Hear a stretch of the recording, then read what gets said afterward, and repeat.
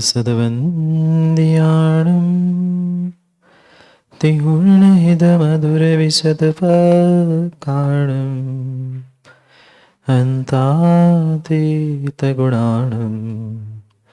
णमोजिनाणं जितेभवाणं सहजानन्दचैतन्य प्रकाशाय महीयसे नमोऽनेकान्तविश्रान्त महिम्ने परमात्मने सत्संवेदनसिताय जिनाय परमात्मने शुद्धजीवास्तिकायाय नित्यानन्दचिते नमः।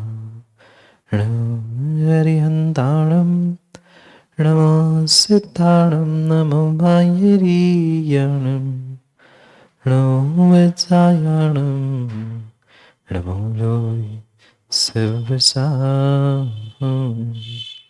पंच परमेष्टि भगवान की परम पूज्य आचार्य भगवान कुंद कुंद स्वामी की परम पूज्य आचार्य भगवान अमृतचंद्र स्वामी की परम पूज्य आचार्य भगवान जयसेन स्वामी की परम पूज्य आचार्य भगवान गुरुवर विशुद्ध सागर जी महाराज की सनातन जैन धर्म की।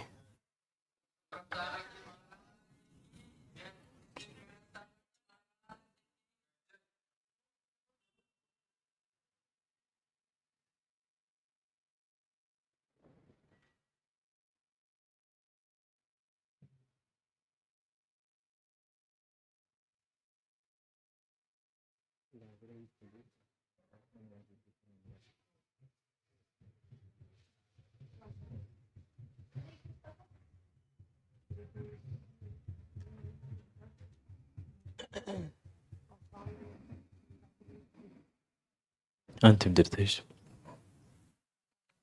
वर्धमान स्वामी के शासन में हम से विराजते हैं और उनकी यह पावन पीयूष देशना हम सभी के लिए परम उपकारी है।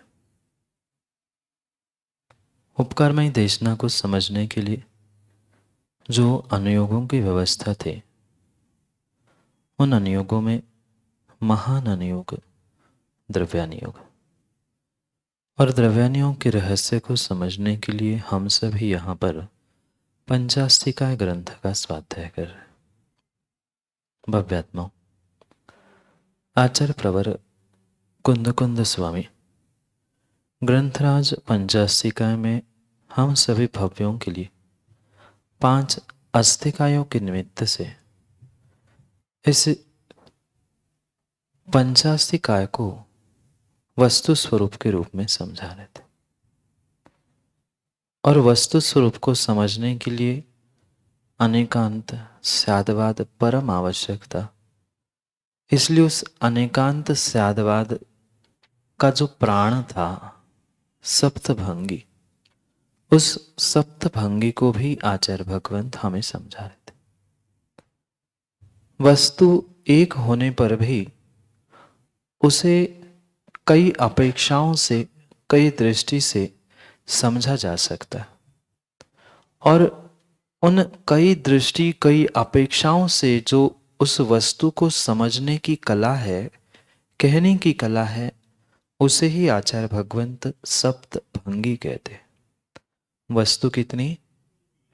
निश्चय से वस्तु एक थी, पर उसके कथन के निमित्त से दृष्टियां, अपेक्षा और भिन्न भिन्न कारणों के निमित्त से उसे आचार्य भगवंत 7 प्रकार से समझाते।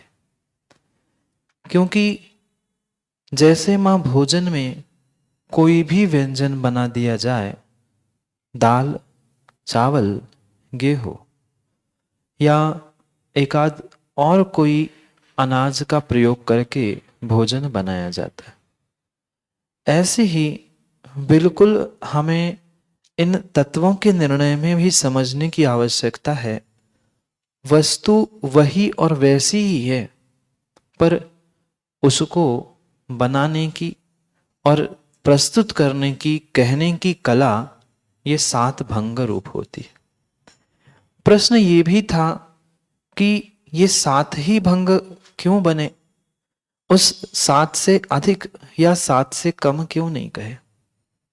क्योंकि जब भी उस दो वस्तुओं का परस्पर विरुद्ध धर्म हम एक समय में कितना ग्रहण करेंगे, अनेक धर्म होने पर भी एक ही धर्म की अपेक्षा से वह सप्तभंगी बनेगी।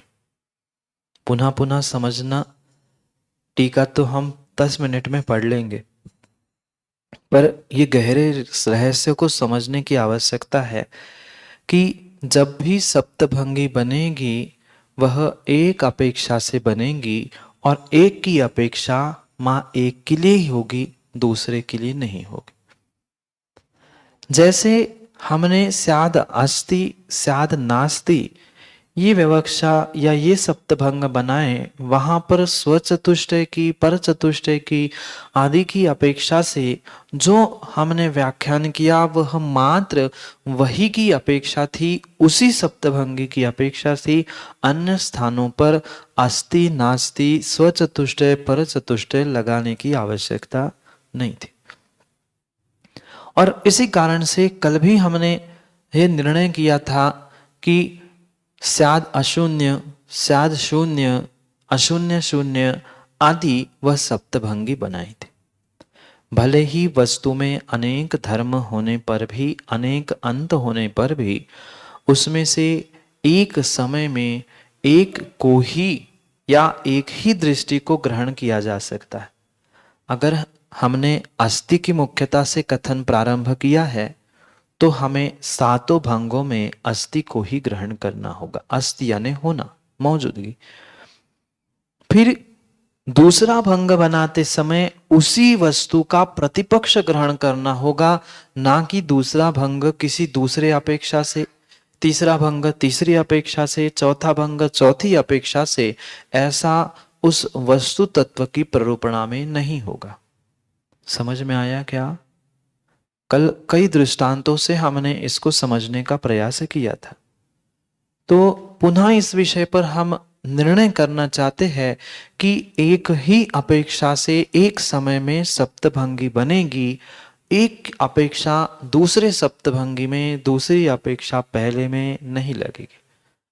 और उन अनेक धर्मों में से एक धर्म की अपेक्षा से कथन प्रारंभ किया तो 7 भंग उसी के बनेंगे।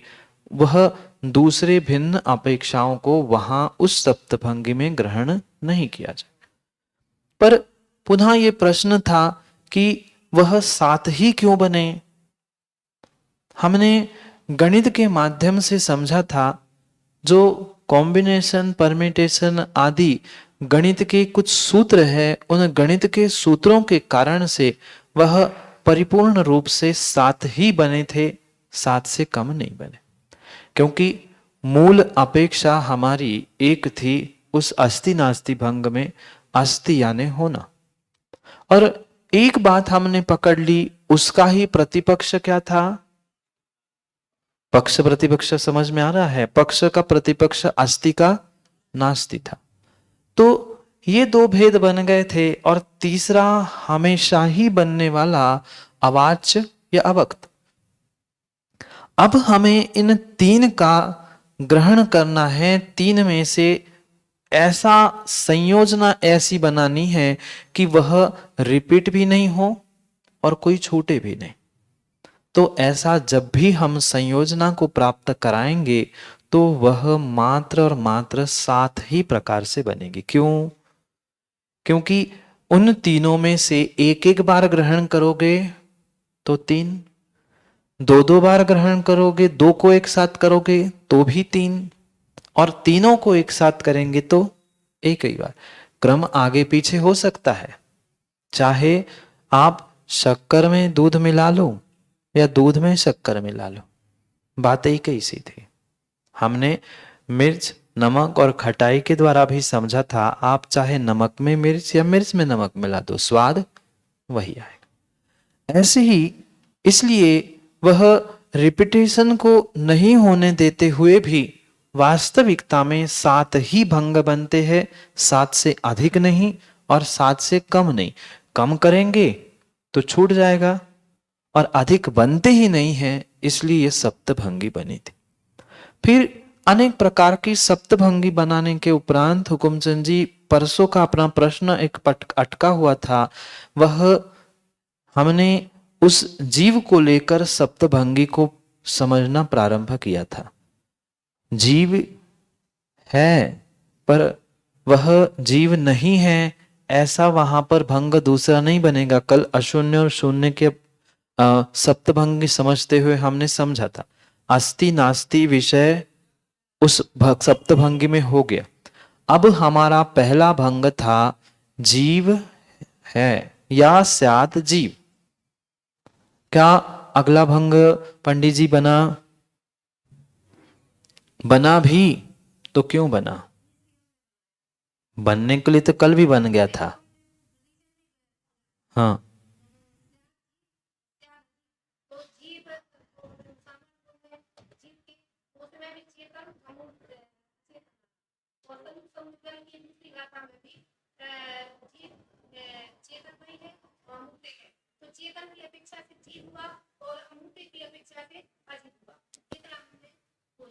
अमूर्तिक नहीं है वहाँ। हाँ, भूल गड़बड़ शब्दों में नहीं करना। थोड़ी सी भी गड़बड़ हो गई तो पूरी सप्तभंगी और पूरी वस्तु स्वरूप पे गड़ जाएगा। अमूर्तिक पने से अजीब नहीं है, पर कि जो आचार्य भगवंत भट्ट अकलंक स्वामी पंडित जी इस बात को समझाते हैं। तीसरे नंबर के श्लोक में आपने नंबर भी थोड़ा सा गड़बड़ बोल दिया। प्रमेयत्वादि धर्मई चिदात्मा चिदात्मका ज्ञान दर्शन तस तस्मात् चेतना चेतनात्मक। आचार्य भगवंत स्वरूप संबोधन ग्रंथ में प्रत्येक जीव को समझा रहे हैं कि जीव चेतन भी है, अचेतन भी है। आज तक हमने यही सुना था कि जीव तो चेतन है, अचेतन कैसे? तो वहां आचार्य भगवान कहते हैं जीव में कितने गुण हुकुमचंद जी?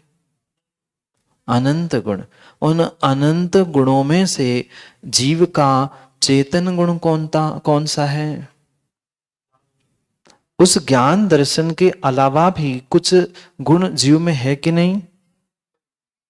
अनंत गुण है, अनेक गुण है। क्योंकि अगर आलाप पद्धति भी हमने पढ़ी है तो सौरभ भाई, द्रव्य के सामान्य गुण कौन से? सुनाओ जोर से।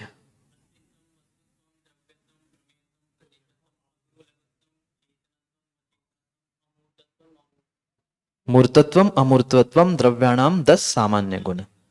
इन 10 सामान्य गुणों में से प्रत्येक द्रव्य के साथ कितने होते हैं? अगला सूत्र, प्रत्येकानाम अष्टो सर्वेशाम। सभी के 8 ही होते हैं, 10 नहीं होते, क्योंकि चेतन अचेतन में एक और मूर्तिक अमूर्तिक में एक। अब विषय समझने जैसा यहां पर है, जीव के उन 8 गुणों में चेतन गुण एक ही, और बचे हुए अस्तित्व, वस्तुत्व, प्रमेयत्व, प्रदेशत्व, ये सभी गुण चेतन नहीं है, अपितु अचेतन है।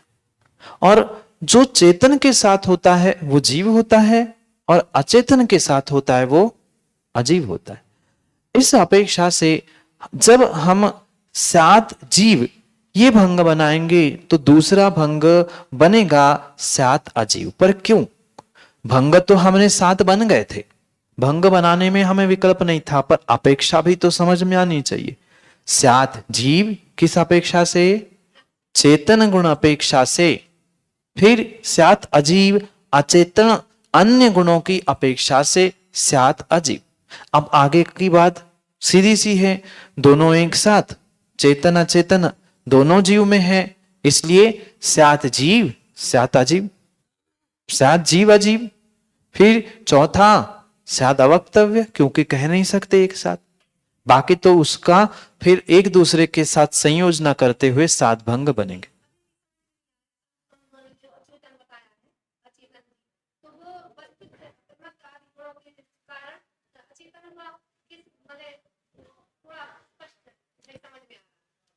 आप ही ने तो उत्तर दिया था खोज के,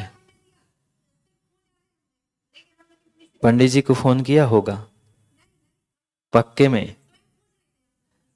बात हमें उस आचार्य भगवान की अपेक्षा को समझने की है। आचार्य भगवान स्पष्ट कह रहे हैं प्रमेयत्वादि फिर धर्म, जो प्रमेयत्व, वस्तुत्व, अगुरु लघुत्व, ये जो गुण है ये क्या मात्र जीव में ही है? सभी द्रव्यों में है। फिर सभी द्रव्यों में जब ये गुण है तो वे अचेतन भी है। चेतन, चेतन गुण कितना?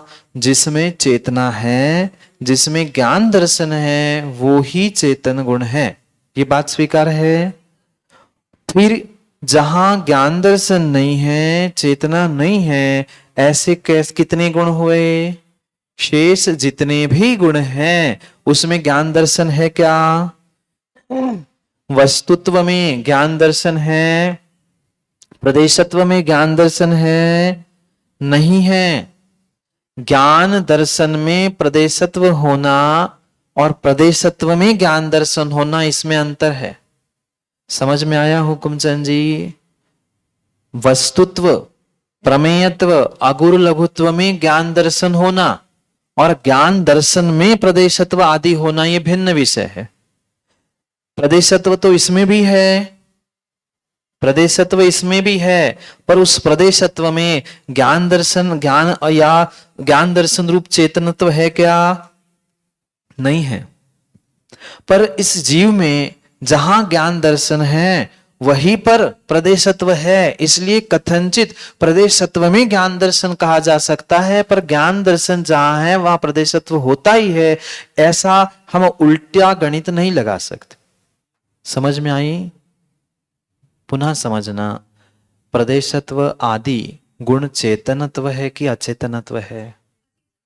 फिर उन अचेतन गुणों की अपेक्षा से उसी जीव को अचेतन कहा जा रहा है नहीं है, पर कहा जा रहा है। क्यों? अपेक्षा से। जीव तो जीव है। आप हुकुमचंद जी पिता हो कि बेटा हो? दोनों हैं, पर आपके बेटे के सामने पिता ही हो ना। फिर पिता होते समय क्या आपके उस बेटेपने का अभाव हो गया था क्या?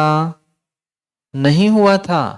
बेटा आपको पिता ही कहेगा, पर आपके पिता आपको बेटा ही कहेंगे।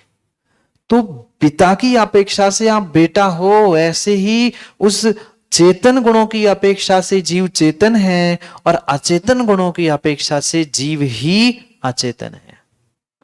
दो भेद पहले समझ में आए क्या? जो चेतनत्व गुण से संदर्भ रखता है या जिस गुण से ज्ञान दर्शन होता है, अब समझ में आएगा। जिस गुण से ज्ञान दर्शन होता है वह चेतनत्व गुण है, और जिस गुण से ज्ञान दर्शन नहीं होता वह अचेतनत्व है।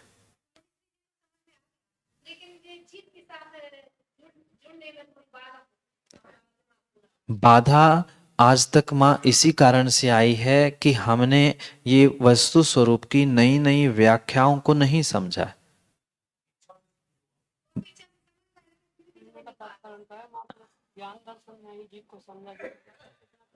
आज तक माँ जो जितना पढ़ा है पहले उस स्लेट को खाली कर दो।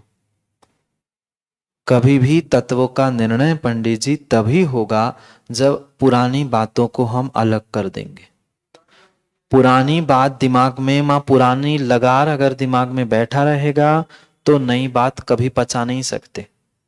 नई बात पचाने के लिए, नई अपेक्षाओं को समझने के लिए हमें पुरानी अपेक्षा, पुराना लगार, लगार का समझते हैं ना, पुरानी लगार अगर नहीं निकली तो नई बात, नया दूध, नई सामग्री नहीं बन सकती। ये पुराना लगार हमने सोच के रखा है, जीव मतलब चेतन, जीव मतलब चेतन, चेतन मतलब जीव। ये जो एक अपेक्षा से हमने समझा है, अब दूसरा व्यक्ति भी सामने आया है। अभी तक बेटा था, माँ कह रहा था, पर अब आपकी माँ आई है, आप क्यों नहीं स्वीकार करते हो आप बेटी हो? वस्तु स्वरूप तो ऐसा ही है। निश्चय से जीव चेतनत्व गुण से ही युक्त है। पर जब व्यवहार से अनेक धर्मों की अपेक्षा से उसका कथन किया जाएगा तो वो ही चेतन भी है, अचेतन भी है। बात आई समझ में? जो गुण ज्ञान दर्शन में परिणत होता है वो चेतन है, और जो नहीं होता वो अचेतन है। तो दोनों की सत्ता है कि नहीं? दोनों की सत्ता है कि नहीं? कहने के लिए दो है, वैसे एक है। इसमें भी लगेगा, सप्तभंगी किसी में भी लग सकता है, लगाने का हमारा विवेक होना चाहिए, पर कब कहां कैसे लगाना वो भी समझ में आना चाहिए। निश्चय से देखा जाए तो पंडित जी दर्शन है कौन सी बला? मैं पूछ रहा हूं, दर्शन कौन सी बला है? वह ज्ञान से पहले होने वाली जीव की निर्विकल्प अवस्था है। दर्शन निर्विकल्प है और ज्ञान सविकल्प है, मात्र जीव की ही परिणति है। बहुत अच्छी बात आचार्य भगवान ब्रह्मदेव सूरी द्रव्य संग्रह ग्रंथ की टीका में लिखते हैं, शायद आप लोगों ने पढ़ा है द्रव्य संग्रह। उसमें ब्रह्मदेव सूरी महाराज लिखते हैं, मां पढ़ते समय एक एक एक पंक्ति और शब्द सौरभ भाई ध्यान में रखने की आवश्यकता है, तो कुछ ऐसे प्रश्न पूछने वाले विद्वान आते तो उत्तर दे सकते। ब्रह्मदेव सूरी महाराज उस 44 या 43 नंबर की गाथा की टीका में कहते हैं, दर्शन कोई भिन्न विषय नहीं है, निश्चय से ज्ञान ही दर्शन है। क्योंकि ज्ञान की ही निर्विकल्प दशा दर्शन रूप है और दर्शन की ही सविकल्प दशा ज्ञान रूप है। मूल गुण तो जीव का ज्ञान ही है, पर बस निर्विकल्प और विकल्प का अंतर है। निर्विकल्पता है तब तक दर्शन है, और सविकल्पता है तो ज्ञान है। मूल गुण जीव का ज्ञान ही है, और जब तक अनुभूति किससे होगी? अनुभूति किससे होगी? ज्ञान से होगी ना। तो दर्शन में क्या हो रहा है? दर्शन में मात्र चित्त सत्ता का प्रतिभास अनुभूत हो रहा है। ये वस्तु को जानने के पहले वह जो विषय विषयी का सन्निपात हो रहा है, महासत्ता का अवलोकन हो रहा है, जो चित्त प्रतिभास रूपी अनुभूति हो रही है, किसकी? निश्चय से आत्मा की ही अनुभूति हो रही ना। क्या एक साथ होगा? तब ज्ञान की अनुभूति नहीं कहना बिल्कुल भी, तब आत्मा की अनुभूति है। आत्मा की अनुभूति जो निर्विकल्प रूप है वह दर्शन है, और आत्मा की जो सविकल्प अनुभूति है वो ज्ञान है। ज्ञान को ही दर्शन कह दोगे, दर्शन को ज्ञान कह दो, गड़बड़ हो जाएगा। आत्मा की निर्विकल्प दशा दर्शन है और आत्मा की ही सविकल्प दशा ज्ञान है। आओ मूल विषय पे आते। प्रश्न चेतन अचेतन पे था, वो बात नहीं पच रही थी। जैसे प्रश्न है मां से, मां शक्कर मीठी है कि सफेद है? एक बोलना, नहीं एक बोलना। क्यों? एक ही बोलो ना, दोनों में से एक बोलो। नहीं, दोनों में से एक बोलो। ऐसे ही दोनों में से एक जीव को नहीं कह सकते। जब स्पर्श रस गंध वर्ण इससे युक्त पुद्गल है तो हम स्पर्श कह रहे हैं तो रस है, रस कह रहे हैं तो उसका वहां पर वर्ण है। हम किसी एक अपेक्षा से कह रहे हैं तो दूसरी अपेक्षा क्या उसमें से चली गई? नहीं गई। उसका सद्भाव था, है और रहेगा। ऐसे ही आज तक हमने जीव को मात्र चेतन की अपेक्षा से ही समझा है, इसलिए हमारे दिमाग में वह घर करके बैठा है कि जीव चेतन ही होता है। पर वो बचपन की बातें हैं। आगे बढ़ते समय हमें दूसरी अपेक्षा, दूसरे के दृष्टि सब कुछ समझने की आवश्यकता है। बिल्कुल नहीं, नहीं। उपचार से क्यों? उपचार कहां होता है?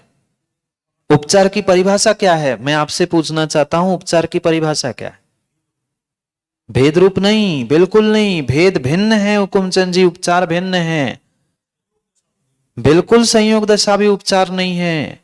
बहुत इन छोटे छोटे शब्दों का पहले रहस्य समझने की आवश्यकता है। बता सकते हो सौरभ भाई, उपचार किसे कहते हैं परिभाषा संस्कृत में? महाराज जी, मुख्या भावे सती प्रयोजन निमित्ता चोपचारा प्रवर्तते। यह है उपचार। मुख्य के अभाव में जब मेरे प्रयोजन के निमित्त से मैं कुछ कथन कर रहा हूं तो वह उपचार है। आजीवपना उपचार नहीं है, वो तो है। मां मीठी शक्कर में सफेद पना उपचार है कि है? ऐसे ही जीव की एक अपेक्षा चेतन दशा है तो दूसरी अपेक्षा उसी समय उसी काल में अचेतन स्वरूप है। बाहर से जो थोपा जाता है, बाहर से जो किया जाता है, वो है उपचार। अन्य का अन्य में किया जाने वाला, मुख्य के अभाव में उस मुख्य को समझने के लिए जो किया जा रहा है, वो है उपचार। संतोष पटना जी, आपके मोराजी में बाहुबली है, बाहुबली भगवान है, फिर सिद्धालय में कौन है? मोराजी में अटके रह गए तो सिद्धालय कौन गया? और सिद्धालय में है, फिर मोराजी में पत्थर क्यों रखा है? दोनों बातें हैं। मां समझना, ये गहरे सिद्धांत अगर आपने नहीं पढ़े हैं तो पंडित जी ये द्रव्यानुयोग और कुंद कुंद स्वामी, अमृतचंद स्वामी, जयसेन स्वामी तीन काल में समझ में नहीं आएंगे।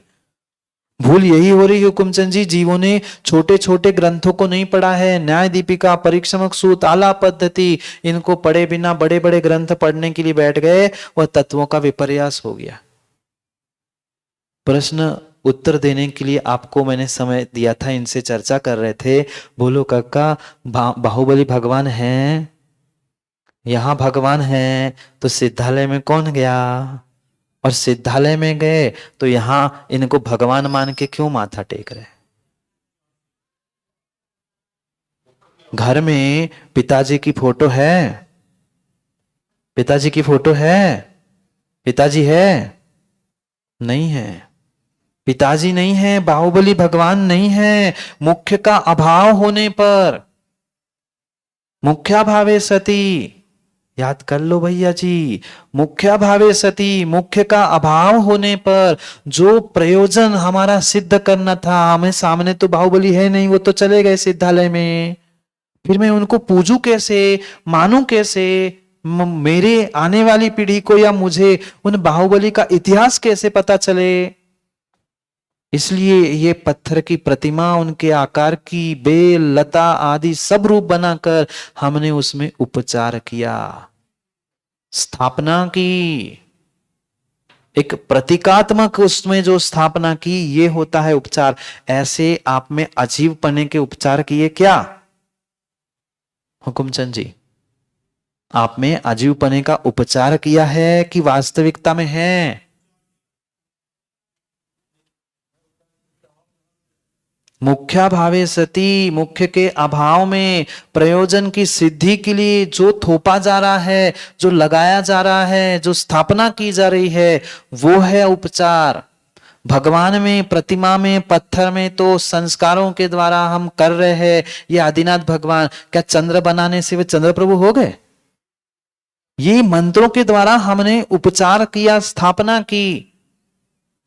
मुख्य का अभाव होने पर हमारे प्रयोजन सिद्ध करने के लिए हम जो कार्य कर रहे हैं, उसे स्थापित कर रहे हैं, स्पष्ट कह दो तो ये बाहुबली भगवान आरोपित है।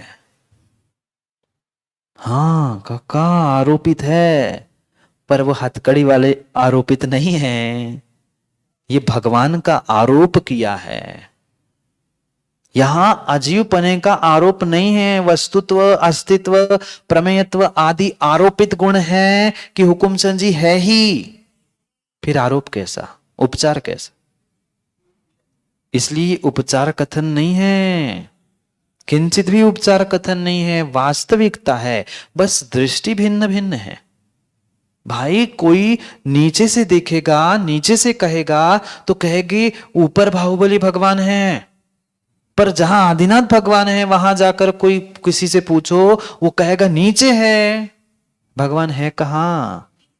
ना ऊपर है ना नीचे है, वो तो जहां है वहां है। ऊपर वाला नीचे कहेगा, नीचे वाला ऊपर कहेगा। वह चेतन गुण से वह चेतनत्व दिखेगा और अचेतन गुण से जीव अचेतन दिखेगा। पचा कुछ चम्मच भर घी पचाने के लिए मेहनत करनी पड़ती है, बाटी पचाने के लिए भी मेहनत करनी पड़ती है, रोटी लोचाई तो रोज ही खाते हैं। आ गया समझ में? अच्छा, बाटी कहने पे समझ में आया होगा, कोई बात नहीं, समझ में आने से मतलब है। अपेक्षा अपेक्षा से भिन्न भिन्न कथन से मैं तो बैठा ही हूं खुलासा ही करने के लिए, पर समझने की भी तो शक्ति होनी चाहिए। मैं तो 1 घंटे कल या परसों कोई कह रहे थे कक्का महाराज जी इतने दो घंटे आप बोलोगे थक नहीं जाओगे? अभी शिविर में 2 घंटे सुबह, 2 घंटे शाम, 4 5 6 घंटे मात्र क्लास में तत्वों का ही मंथन होगा। मैं तो सब विषय खोलने के लिए तैयार हूं, पर समय भी होना चाहिए और हाँ, समय भी होना चाहिए और उतना क्षम भी होना चाहिए। माँ जितनी मैं मेहनत करता हूं उतनी आपको भी तो करनी पड़ेगी, तब तो समझ में आएगा। नहीं तो मैं बोलता जाऊं आप बस मुंडी हिलाओ, समझ में कुछ नहीं आए तो कोई कार्यकारी नहीं है। भले ही 2 शब्द आए पर समझ में आने चाहिए। इसलिए ज्ञान दर्शन ना उपचार से है, न वस्तुत्व अस्तित्व अचेतन गुण भी उपचार से है। ये भेद कथन है, व्यवहार कथन है। अभी तो इतना विषय इतना सूक्ष्म विषय है समझने जैसा कि जिसको समझे बिना कोई तत्व का यथार्थ निर्णय नहीं हो सकता। तो स्यात् जीव स्यात् अजीव हो गया निर्णय। अब 4 ही बज गए, कहां से प्रमाण सप्तभंगी और नए सप्तभंगी समझाऊं? क्या सब थोड़ा सा क्या होता है पंडित जी, पूरा बताऊंगा ना। कहां आपको जाना है, कहां मुझे जाना है, आप भी यही हो मैं भी यही हूं। हाँ तो विषय थोड़ा सा कहने की आवश्यकता नहीं है, थोड़ा सा बताऊंगा, फिर मुझे और ज्यादा कहना पड़ेगा। जब खुलासा करूंगा तो पूरा ही खुलासा करूंगा। विषय दूसरा बचा था प्रमाण सप्तभंगी और नए सप्तभंगी। इतना ही हम उसके लिए क्ल्यू दे रहे हैं। नए की अपेक्षा से कहेंगे, एक विषय की एक अंग की अपेक्षा से कहेंगे तो वह नए सप्तभंगी होगा, और पूर्ण सर्वांगीण वस्तु को एक साथ ग्रहण करते हुए कहना ये प्रमाण सप्तभंगी। चेतन अचेतन कह दिया तो वह कौन सा भंग बना बताओ?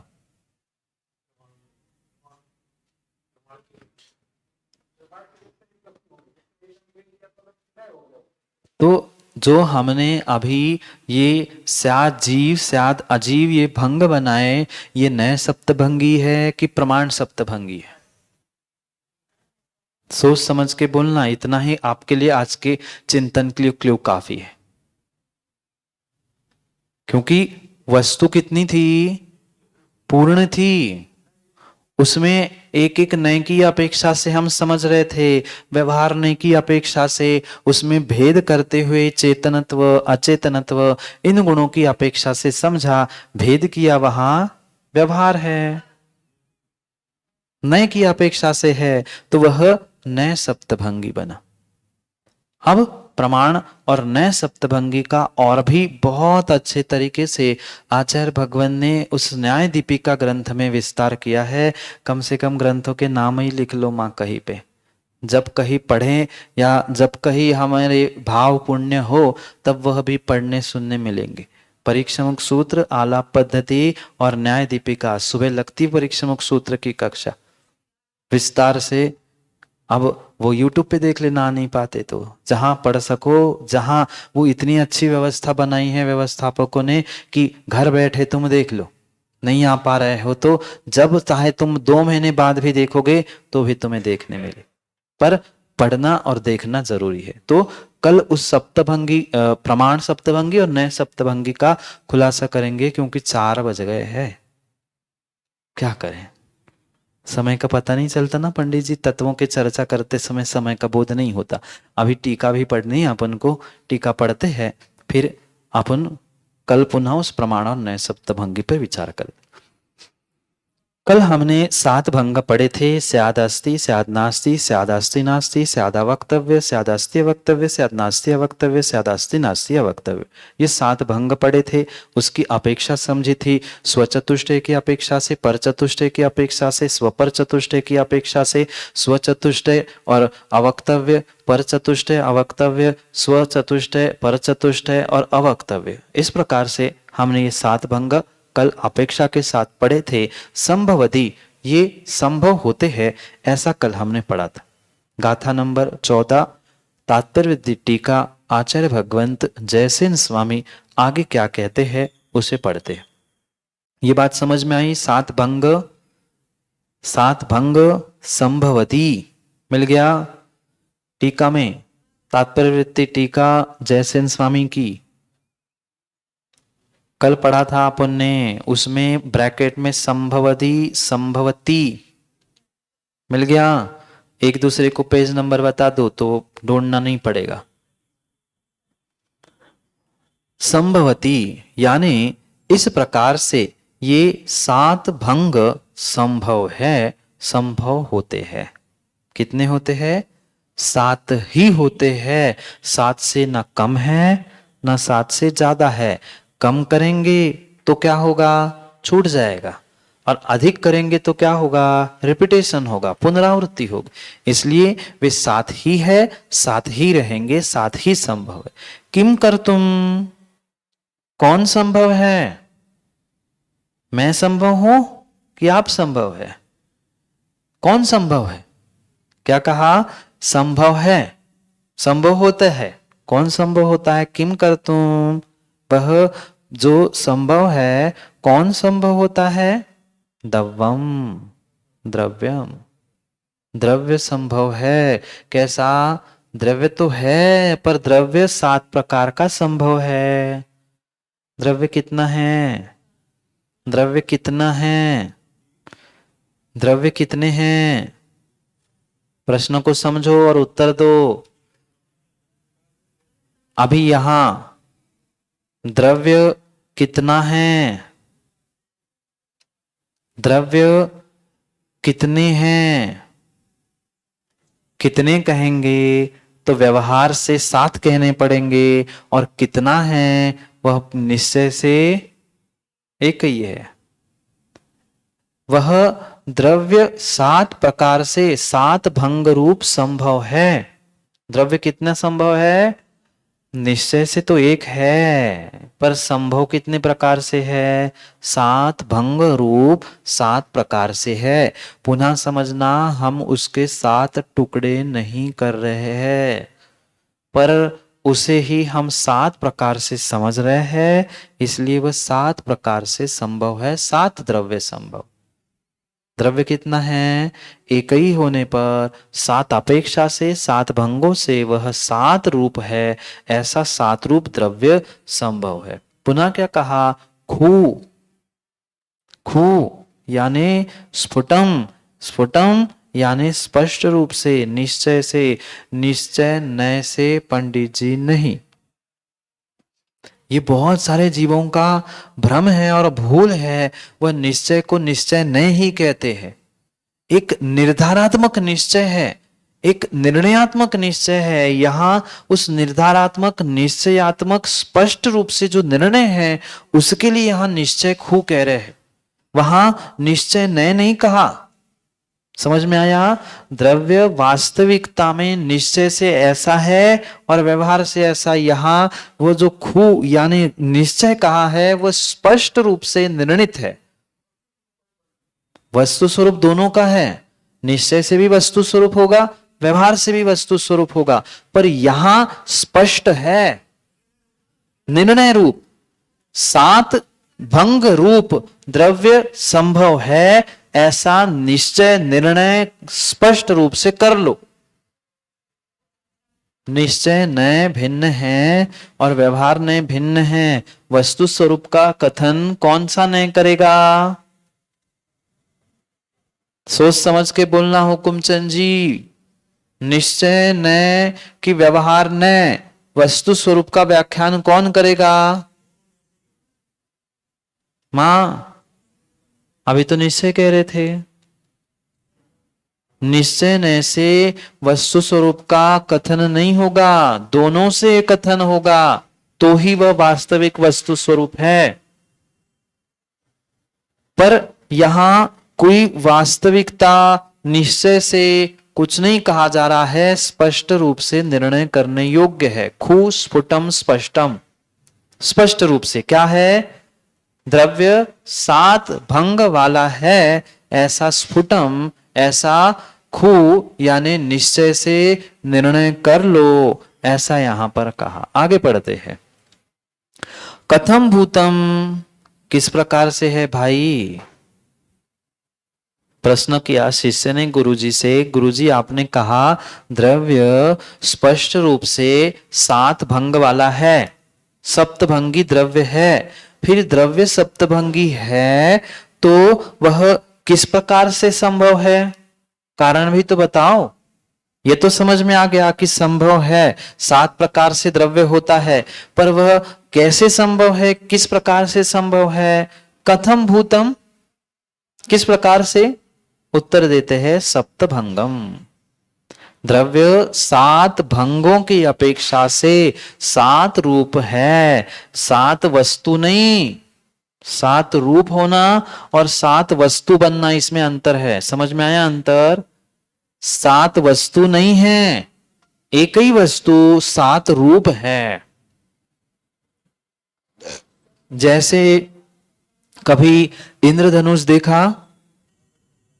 इंद्रधनुष देखा, पानी की बूंद तो एक ही थी, सूर्य की किरण भी एक थी, पर उसके निमित्त से रंग कितने बने थे?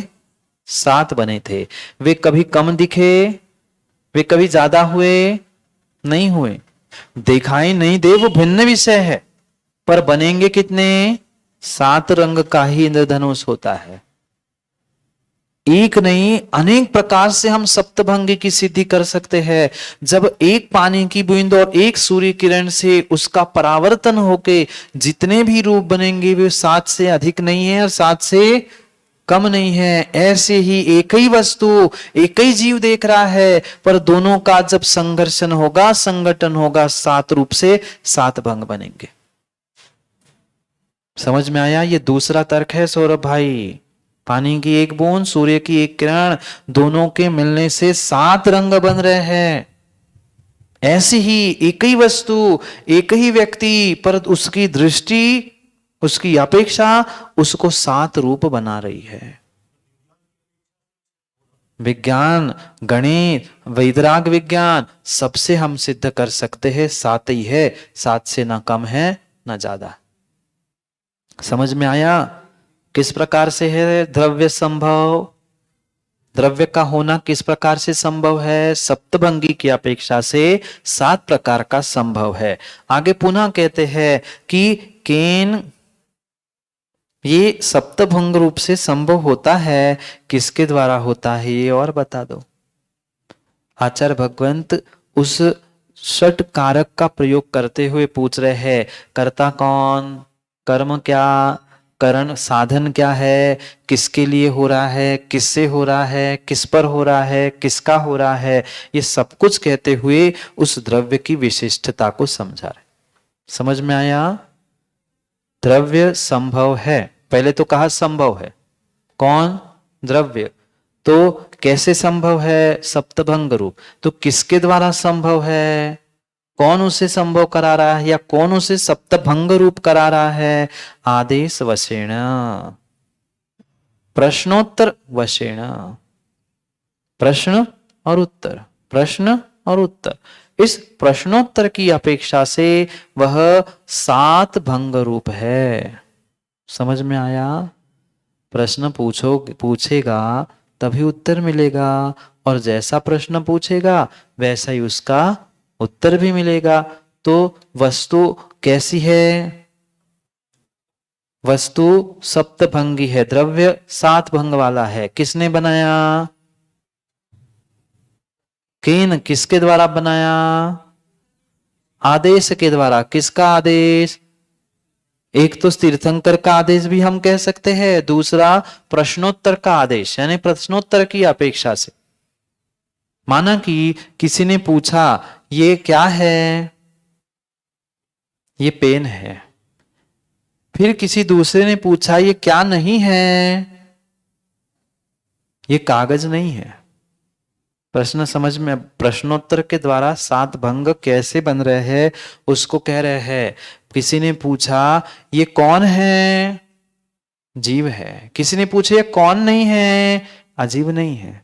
ठीक है, फिर दोनों में बताओ ना, दोनों है ना तो क्या है, तो फिर कहेंगे जीव अजीव है। फिर एक साथ बोल के बताओ, नहीं कह सकते, अवक्तव्य। समझ में आया? प्रश्न उत्तर के आदेश से, प्रश्न उत्तर की अपेक्षा से वह सात भंग रूप बनता है। आया समझ में? आगे आचार्य भगवंत हमारे लिए और विस्तार से कह रहे हैं। एक पंक्ति और पढ़ते हैं। तथा ही अस्तित्यादि सप्त प्रश्नेषु कृतेषु सत्सु स्यादित्यादि सप्त प्रकार परिहार वशेण इत्यर्थः। फिर भी तथा ही उसका विस्तार अस्ति इत्यादि सात प्रश्नों के लिए जाने पर स्याद अस्ति आदि सात प्रकार के भंग आदेश के वशीभूत बनते हैं इत्यर्थ। एक एक शब्द समझना है। अस्ति इति अस्ति इत्यादि सप्त प्रश्नेषु, अस्ति आदि सात प्रश्नों में, कृतेषु सात प्रश्नों से बना हुआ क्या, सत्सु स्याद अस्ति इत्यादि सप्त प्रकार परिहार वशेन इति अर्थः। इसका यह अर्थ है कैसा, स्याद अस्ति स्याद नास्ति आदि सात प्रकार से वह वस्तु द्रव्य बनता है। क्यों? क्योंकि स्यादस्त्याद इत्यादि सप्त प्रश्नेषु सात प्रश्नों के द्वारा किया गया होने से वह स्यादस्ति आदि सात प्रकार रूप होता है। कौन? द्रव्य, वस्तु। इत्यर्थ, ऐसा अर्थ है। इति प्रमाण सप्तभंगी, यह प्रमाण सप्तभंगी है। आगे आचार्य भगवंत उसमें से और कुछ विस्तार से इसी बात को फिर भिन्न प्रकार से समझाने का प्रयास करेंगे, जिसको अपन को कल पढ़ना है। क्या करें आए? नहीं सुनाई दिया।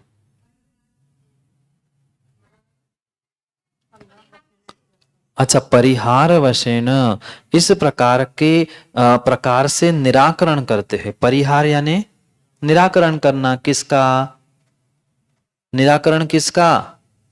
वस्तु का नहीं, द्रव्य का भी नहीं, कथन का भी नहीं। निराकरण किसका होता है? समस्या का होता है। समस्या का निराकरण होता है ना। यहां समस्या क्या थी? सात प्रकार की समस्या थी। ऊपर लिखा है कि नहीं, स्याद अस्ति इत्यादि सप्त प्रश्नेषु, सात प्रश्नों के द्वारा किए होने से उस स्याद अस्ति आदि से उसका परिहार किया गया। उसका निराकरण किसका? उन सात प्रश्नों का, उन सात समस्याओं का, उन सात प्रश्नों का जो निराकरण किया है वह आदेश के वशीभूत ऐसा है और ऐसा ही है। ये प्रमाण सप्तभंगी हुई। कल और विस्तार से प्रमाण और न्याय की सप्तभंगी के साथ आगे के उस टीका के विषय में जो आचार्य भगवान पुनः प्रश्न और प्रश्न का परिहार कर रहे हैं उसको अपन कल समय पे समझेंगे। आज का समय पूर्ण हुआ। कल पुनः समय पर समय की बात समझने के लिए समय पे मिलते हैं, क्योंकि समय पे किया गया काम समय को दिलाता है। बोली भगवान महावीर स्वामी की